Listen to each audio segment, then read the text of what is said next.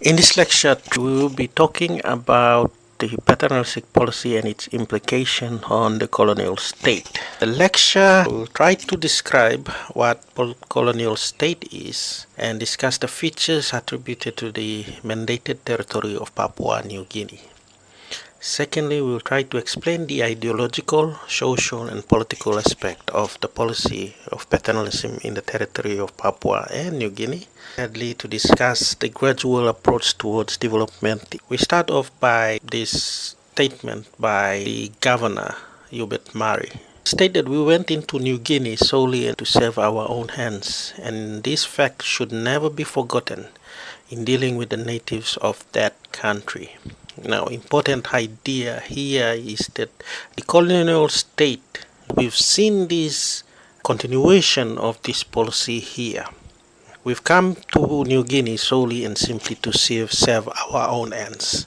And we will be looking at that view of the colonial state. What is a colonial state? A classical colonial state is absolute. It has similar features to that of an authoritative state. And our features of colonial states include political and legal domination, economic exploitation, control and dominance, and dependency. We've already discussed economic exploitation and dependency in our last two lectures. In this lecture discussion, we'll be more focused on the political and legal domination and the social aspect in terms of relations. Now, the features of the colonial paternalistic state in Papua New Guinea operates on these two important features, ideological and social. Now we are going to talk about and ask questions such as what are these ideas that push the paternalistic policy in Papua New Guinea. And when we talk about the second feature, which is social, we will see the measures implemented. Now, what is this paternalistic ideology? So the paternalistic ideology operates on the notion that the native could not improve himself, and therefore it was the responsibility of the white master to uplift him by hard work so as to ensure not only his improvement, but in this his very survival.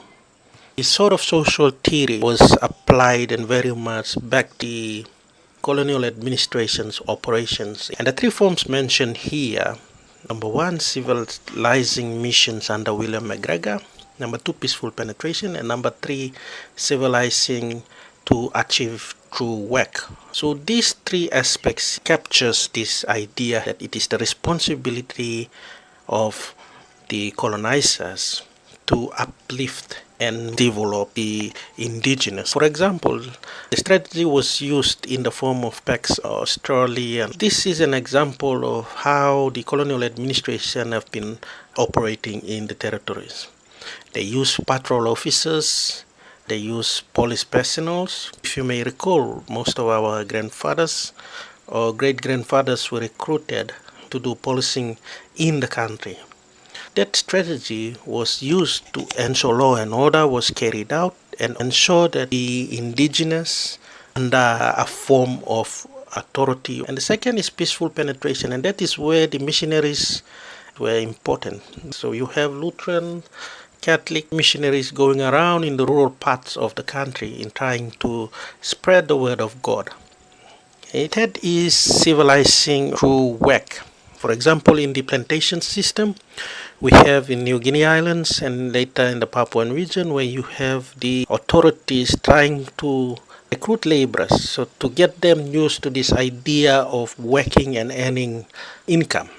Now, let's look at the social aspect of this policy. Remember, the paternalistic policy operates on the notion that there is an unequal relationship between the two races. So the social aspect of it contribute to this inferiority complex. Now, for example, Hubert Murray said that Papuans were inferior in terms of mental and physical makeup to the European.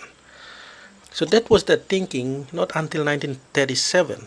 The idea that Papuans cannot match the mental and physical makeup to that of Europeans. So in 1937, Father Louis Venkake was the first priest. When Father Louis Venkake became the priest, that sort of make aware of the intellectual ability of the indigenous. But prior to that, there is this inferiority complex built where the white settlers were seen as inferior to that of natives. So that inferiority complex also paved way for a kind of racism that existed in this period. And this is implemented restriction of interrelations, meaning that there are certain times in the night where certain villages along the region were told to not make noise after 10 p.m. And the most severe or discriminatory aspect of it came about in 1929, where you have the White Women's Act. So that White Women's Act, it places taboos on sexual relationship between black men and white women.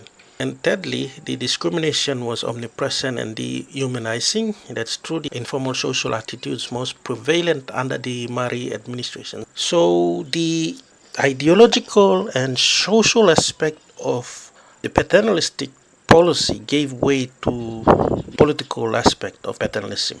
And the political aspect came through in the form of suppression of the intelligentsia in the territories and protection and welfare policies. For example, it's a significant difference between the races, and this idea of civilizing the natives gave way to this fear of giving the indigenous too much development.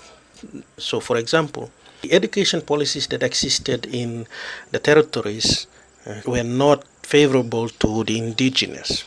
Argument is that the education would make the native less amenable to the Europeans. So you give the native the education and they might one day rise up and rebel against the colonial authority. So that was the sort of thinking, to keep the natives isolated from outside influence. During the time, the funding towards the education was at 180,000 Australian dollars in 1923. So that was cut down to mere 5,000 Australian dollars to fund education by 1937.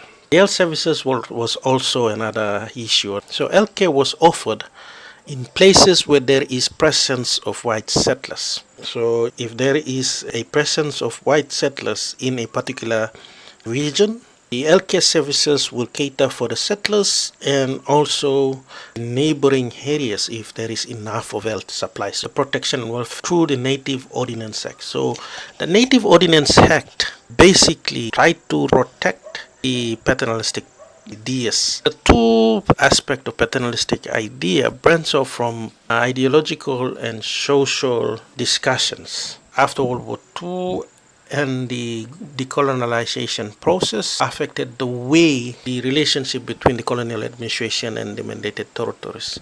So, for example, the food reported pressured Australia to economic and political development within the region. To conclude, the primary objective of the administration policy was to establish dependency in all forms.